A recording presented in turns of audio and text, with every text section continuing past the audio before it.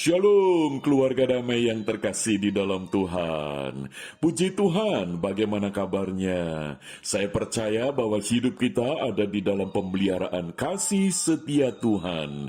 Kita berjumpa kembali di dalam Renungan Samas Jumat 11 November 2022. Mari kita menyiapkan hati, kita berdoa. Bapa Surgawi, kiranya Engkau memberkati kehidupan kami melalui firman yang sebentar kami renungkan bersama. Kiranya Roh Kudus-Mu akan menerangi hati kami, sehingga kami memiliki iman yang semakin dimurnikan di tengah segala keadaan. Di dalam nama Tuhan Yesus kami berdoa. Amin. Keluarga damai, tema yang kita renungkan, pemurnian iman. Firman Tuhan terambil dari 2 Tesalonika pasal yang pertama, ayat yang ketiga sampai yang ke-12. Namun saya akan membacakan dari ayat ketiga sampai dengan yang kelima sebagai dasar perenungan kita. Demikian firman Tuhan. Kami wajib selalu mengucap syukur kepada Allah karena kamu, saudara-saudara, dan memang patutlah demikian, karena imanmu makin bertambah dan kasihmu seorang akan yang lain makin kuat di antara kamu, sehingga dalam jemaat-jemaat Allah kami sendiri bermegah tentang kamu karena ketabahanmu dan imanmu dalam segala penganiayaan dan penindasan yang kamu derita, suatu bukti tentang adilnya penghakiman Allah yang menyatakan bahwa kamu layak menjadi warga kerajaan Allah, kamu yang sekarang menderita karena kerajaan itu. Demikian firman Tuhan. Keluarga damai, pada waktu Perang Dunia Kedua, di mana Jepang menjajah Korea, di kota Seoul, orang-orang Kristen, orang-orang yang percaya kepada Kristus, itu mengalami aniaya yang sangat berat. Mereka bukan hanya ditangkap di penjara, tetapi mereka juga mengalami satu hukuman mati dengan cara digantung. Bahkan ada yang disiram air panas sampai mereka mati. Keluarga damai, kisah ini didokumentasikan melalui sebuah film kesaksian. If I perish, jika aku harus menderita. Nah, di dalam film itu dikisahkan tentang seorang ibu guru Kristen. Dia guru dari sekolah taman kanak-kanak, di mana imannya itu sangat teruji melalui kondisi yang menderita, di mana dia ditangkap, dia tidak diadili, tetapi justru dia dihukum. Dan di dalam sel penjara itu ada temannya yang sudah besok itu diumumkan untuk digantung.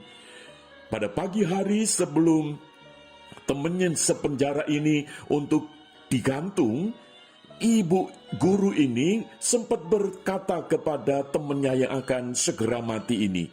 Dia mengatakan demikian, sebuah pesan yang sangat menyentuh. Dia bilang, sampaikan kepada Tuhan Yesus, jikalau engkau sudah berjumpa dengan dia, supaya dia segera juga memanggil aku. Keluarga damai, ini merupakan satu peristiwa yang nyata, yang dialami oleh seorang Kristen, yang karena imannya dia harus menderita, tetapi justru penderitaan itu memurnikan imannya. Seperti emas diuji kemurniannya dengan api, dan api pun juga api yang panas. Nah, iman pun juga demikian, diuji kemurniannya melalui penderitaan, melalui aniaya, melalui kondisi-kondisi yang sulit, melalui keadaan-keadaan yang berat.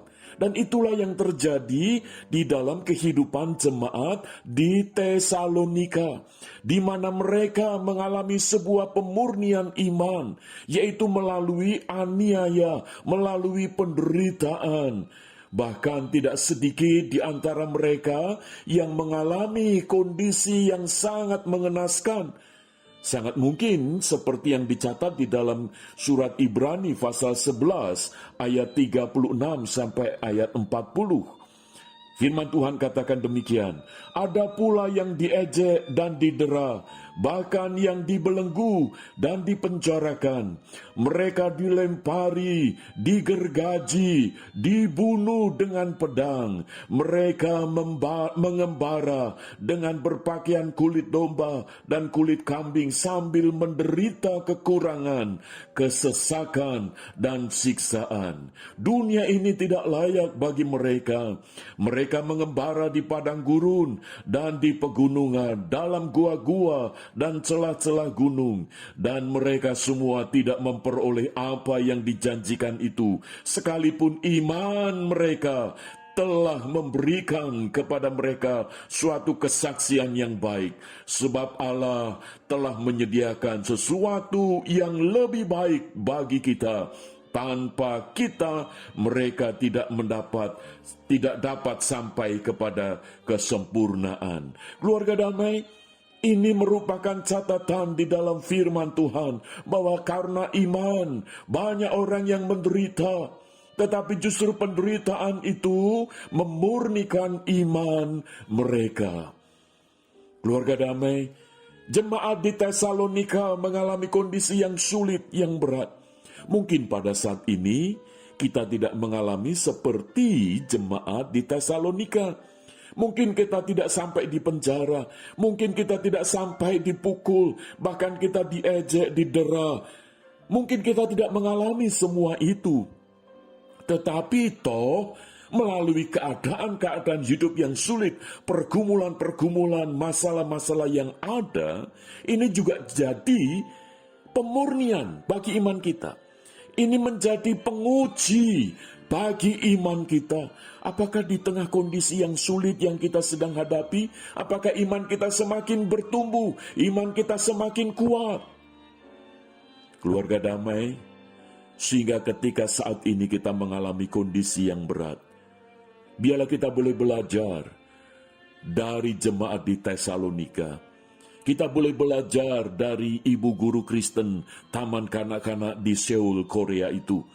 Ketika mereka mendapatkan penderitaan, iman mereka tidak goyah. Maka itu, keluarga damai, sesulit apapun hidup kita pada saat ini, seberat apapun pergumulan saat ini yang kita hadapi, entah itu persoalan keluarga, entah itu persoalan pekerjaan, entah itu persoalan ekonomi, atau apapun yang kita sedang hadapi, biarlah iman kita tidak goyah. Justru semakin iman kita ini dikuatkan, iman kita ini diteguhkan. Kiranya Tuhan Yesus menolong kita. Mari kita berdoa. Bapa Surgawi, kuatkan, teguhkan kami, sehingga melalui kondisi yang sulit yang kami hadapi, iman kami dimurnikan, supaya kami boleh layak di hadapan-Mu. Melalui penderitaan-penderitaan, kesulitan-kesulitan yang kami hadapi, kami semakin menemukan iman kami semakin kuat di hadapan-Mu. Tolonglah kami ya Bapa, di dalam nama Tuhan Yesus kami berdoa. Amin. Keluarga damai, kiranya Tuhan Yesus menopang hidup kita. Amin.